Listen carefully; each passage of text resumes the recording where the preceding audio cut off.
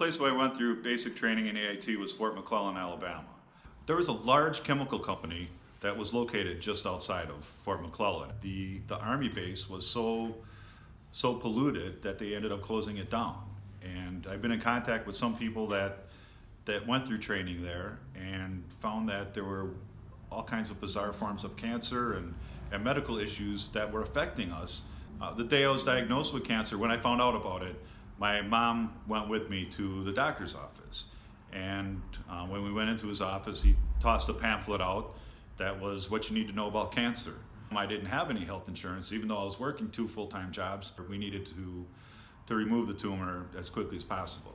Well, the treatment, it involved a lot of follow-up after the tumor was removed. I ended up having a lymph node dissection, but then I had to go back for CT scans, and it's not a cheap thing. Even though that the surgery to remove the tumor was taken care of, there were still a lot of other costs in addition to not being able to work for a while.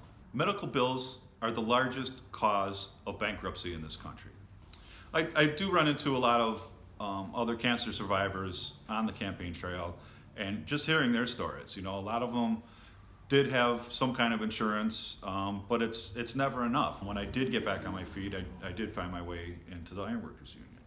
Once I was in the apprenticeship, you have to put in so many hours before you're covered, and once that kicked in, that was exactly what I needed, and I can only imagine what it would have been like to have that health insurance while I was receiving the treatment. There wasn't that fear of, can I afford it, which took place when I was working the 2 jobs and didn't have insurance. It's being able to go and get something when you feel something's wrong, or even just having regular checkups. That's when a doctor can find something like that when it's just starting to be a problem. Instead of letting it turn into an emergency, there's no reason for it. We need Medicare for all so that everybody has access to health care, because there's no reason why people should have to go without. It is a right, not a privilege.